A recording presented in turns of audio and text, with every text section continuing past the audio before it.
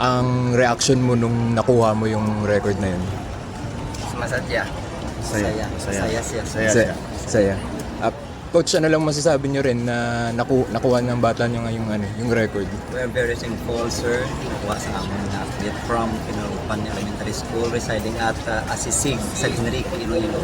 So our native, dalawa kami taga Enrique talaga. So more blessings to come. And he is a very good boy.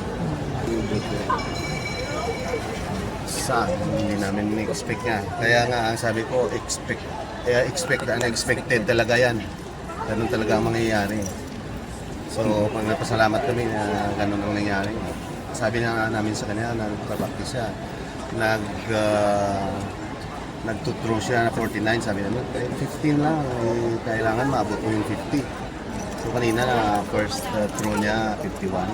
So, parang nagulat kami. Second throw, 52. Ang pangatlong throw niya, 60. Doon, parang hindi ako naniwala. Parang lilipad ako na walang pakpak. Mula siya nung grade 5 ata.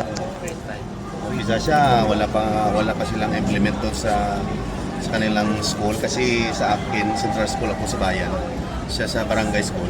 Yung tinatapon niya, yung kawayan na pusog ni sa amin. Term sa amin, puso. Pusog yun ang maliit na puso ng ganito palaki. Yan ang pinapaktisan.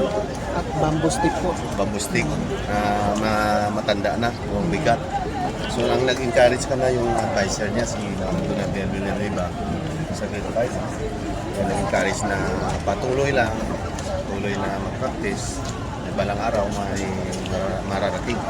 So ganito na-harvest na. Coach, ano lang reaction nyo? First time palaro, nakatumbagan ng record.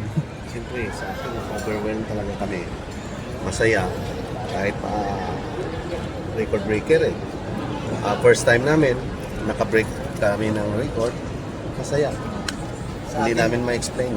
Sa akin po, 15 years na, 2015 pa po, challenger na talaga kami ng integrated kaso malalakas din kalaban namin. Ngayon na kami pinalad. Pero, try and try. Coach, base dun sa performance ngayon, sa tingin nyo, ano lang potential ni Charles? Sa tingin saan siya makakaabot? Kaya ba yung makaabot SEA Games? Ganun.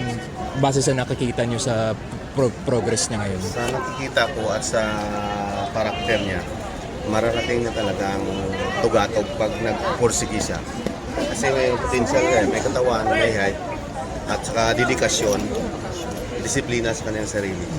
Ganun talaga kasi yung boting bata ito, masunurin. Kaya mararating niya talaga. Masunurin sa Pag parents, magpursige sa siya. amin, kung ano sinasabi namin coaches, sa mga mentor namin, sa trainer.